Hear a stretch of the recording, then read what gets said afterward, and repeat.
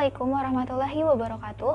Nama saya Selina Friandita. Di sini saya sebagai pemateri pertama akan menjelaskan mengenai prinsip-prinsip dalam analisis data penelitian kuantitatif. Analisis data dapat diartikan sebagai upaya mengolah data menjadi informasi sehingga karakteristik maupun sifat-sifat data tersebut dapat dengan mudah kita pahami. Analisis data dalam penelitian kuantitatif merupakan kegiatan setelah data dari seluruh responden maupun sumber data lain terkumpul. Prinsip-prinsip analisis data dalam penelitian kuantitatif ini tentunya dengan menggunakan analisis statistik. Analisis statistik ini nantinya digunakan peneliti untuk mengetahui makna hubungan antar variabel. Nah, kegiatan dalam analisis data penelitian kuantitatif ini meliputi yang pertama yaitu mengumpulkan data berdasarkan variabel dan jenis respondennya. Yang kedua yaitu melakukan tabulasi data berdasarkan variabel dari seluruh responden. Yang ketiga yaitu menyajikan data dari setiap variabel yang diteliti. Yang keempat, melakukan perhitungan untuk menjawab rumusan-rumusan masalah. Yang kelima, melakukan perhitungan untuk menguji hipotesis yang telah diajukan.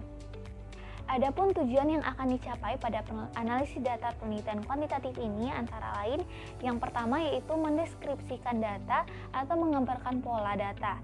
Biasanya disajikan dalam bentuk frekuensi, ukuran tendensi sentral maupun ukuran disperse sehingga karakteristik data dapat lebih mudah dipahami. Yang kedua yaitu membuat induksi atau menarik kesimpulan tentang karakteristik populasi berdasarkan data sampel. Penarikan kesimpulan biasanya dibuat berdasarkan dugaan atau estimasi yang selanjutnya dilakukan pengujian hipotesis. Mungkin sekian yang dapat saya sampaikan. Sekian, terima kasih. Wassalamualaikum warahmatullahi wabarakatuh. Bismillahirrahmanirrahim. Assalamualaikum warahmatullahi wabarakatuh. Perkenalkan, saya Mirsad Sasabil dari kelompok 9. Di sini saya akan menjelaskan bentuk analisis data. Yang pertama yaitu statistik parametrik. Nah, jikalau kita definisikan sendiri, statistik parametrik itu merupakan bentuk analisis data yang mempertimbangkan jenis sebaran dan distribusi data. Apakah distribusi data tersebut normal atau tidak? Statistik parameter tersebut juga bertujuan untuk menguji hipotesis dan variabel yang lebih terukur, artinya jelas. Karena itu, data yang dapat digunakan dalam analisis statistik parametrik adalah berupa interval dan rasio. Contoh penggunaannya seperti ini. Jikalau hipotesisnya, contohnya berapa menit rata-rata waktu layanan pelanggan di sebuah restoran seperti X misalnya. Nah, berapa menit itu tentu punya batasan waktu dan ukuran yang jelas. Itu contoh hipotesis yang dapat dianalisis datanya dengan mudah menggunakan uji statistik parametrik. Artinya parameternya jelas. Nah, ada beberapa hal yang harus diperhatikan ketika kita menggunakan uji analisis statistik parametrik dalam menganalisis data. Yang pertama yaitu bagaimana penentuan hipotesisnya. Yang selanjutnya, alat analisis apa yang digunakan. Yang selanjutnya yang harus diperhatikan adalah taraf nyata dan sebaran cuplikan data. Dan hal terakhir yang harus dipertimbangkan adalah bagaimana pengambilan keputusan dan penarikan kesimpulan nantinya dari data yang sudah dianalisis menggunakan statistik parametrik. Nah, statistik parametrik juga mempunyai beberapa kelebihan. Yang pertama yaitu dapat diperolehnya sebuah hasil dengan pasti.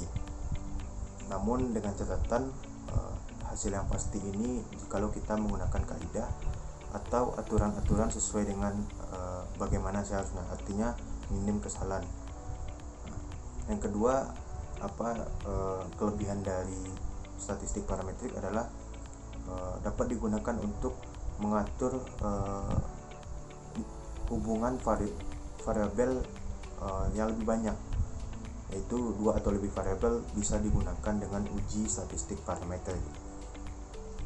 Nah, yang ketiga yaitu menyederhanakan realitas permasalahan yang kompleks dan rumit menjadi suatu hal yang lebih sederhana dan mudah dipahami tentunya. Nah, Mungkin itu saja penjelasan saya terkait statistik parametrik dan kelebihannya. Nantinya untuk kekurangan dan juga satu lagi jenis uji statistik non parametrik akan dilanjutkan oleh teman saya dari kelompok 9. Demikian saja, mohon maaf atas segala kesalahan dan kekurangan. Wabillahi taufiq wal hidayah. Assalamualaikum warahmatullahi wabarakatuh.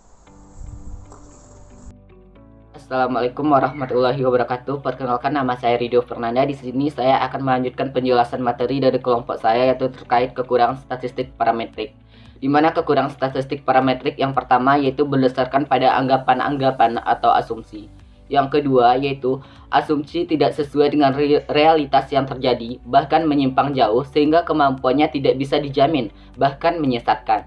Yang ketiga, data harus berdistribusi normal. Dengan skala pengukuran data yang harus digunakan adalah interval dan rasio. Yang kedua yaitu statistik non-parametrik, di mana statistik non-parametrik adalah statistik bebas sebaran atau tidak mensyaratkan bentuk sebaran parameter populasi, baik normal ataupun tidak. Selain itu, statistik non-parametrik biasanya menggunakan skala pengukuran sosial, yaitu nominal dan ordinal yang umumnya tidak berdistribusi normal. Contoh metode statistik non-parametrik seperti uji tanda dan rank sum test. Mungkin itu sedikit penjelasan materi dari saya. Selanjutnya akan dilanjutkan oleh rekan saya. Terima kasih dan saya mohon maaf jika ada kata-kata yang salah. Wabillahi taufiq wal hidayah. Wassalamualaikum warahmatullahi wabarakatuh. Assalamualaikum warahmatullahi wabarakatuh. Saya Delviana Fajriati dari kelompok 9. Di sini saya akan melanjutkan materi dari rekan saya, yaitu tentang ukuran dari statistik non-parametrik. Nah, menurut Sugiono, ada beberapa ukuran dari statistik non-parametrik ini. Yang pertama itu adalah tes binominal. Nah, tes binominal ini digunakan untuk menguji hipotesis apabila dalam populasinya terdiri atas dua kelompok kelas. Datanya yang berbentuk nominal dan jumlahnya dalam sampel yang kecil. Yang kedua itu ada chi kuadrat. Chi kuadrat digunakan untuk menguji hipotesis deskriptif apabila dalam bentuk populasi terdiri dari dua atau lebih jenis kelas. Bentuk datanya itu bisa berbentuk nominal dan sampel dasar. Nah, yang ketiga itu adalah rantes. Digunakan untuk menguji hipotesis deskriptif yang jumlahnya satu sampel dan bentuknya itu ordinal. Yang keempat itu ada MC-NIMAR test. Nah, di MC-NIMAR test ini digunakan untuk menguji hipotesis kooperatif dua sampel yang berkorelasi apabila datanya berbentuk nominal. Nah, yang ketiga itu yang selanjutnya itu ada sign test. Digunakan untuk menguji hipotesis komparatif dua sampel yang berkorelasi apabila datanya berbentuk ordinal. Nah, yang selanjutnya itu tentang syarat-syarat dari statistik non-parametrik ini. Nah, yang pertama itu data tidak bersifat distribusi normal. Yang kedua itu datanya berskala nominal dan ordinal. Dan yang ketiga itu ada umumnya jumlahnya sampel kecil. Yang selanjutnya itu adalah kelebihan statistik non-parametrik adalah tidak membutuhkan asumsi normalitas. Yang selanjutnya, secara umum metode statistik non-parametrik ini lebih mudah dikerjakan dan lebih mudah dimengerti jika dibandingkan dengan statistik parametrik. Karena statistik non-parametrik ini tidak membutuhkan perhitungan matematika yang rumit seperti halnya statistik parametrik. Nah, yang selanjutnya itu kadang-kadang statistik non-parametrik tidak dibutuhkan urutan atau jenjang secara normal karena sering dijumpai hasil pengamatan yang dinyatakan dalam data kualitatif. Kelemahan dari statistik non-parametrik ini juga ada, seperti yang pertama itu statistik non-parametrik ini seringkali mengabaikan beberapa informasi tertentu. Nah, yang kedua itu penghasilan dari statistik ini, statistik non-parametrik seringkali tidak seakurat atau tidak setajam statistik parametrik. Nah, yang terakhir itu statistik non-parametrik tidak dapat dieksplorasi ke populasi studi seperti statistik parametrik. Hal ini karena statistik non-parametrik ini mendekati eksperimen dengan sampel kecil dan umumnya hanya membandingkan dua kelompok tertentu. Sekian, terima kasih penjelasan dari saya. Lebih dan kurang saya mohon maaf. Saya kembalikan kepada moderator. Terima kasih. Assalamualaikum warahmatullahi wabarakatuh.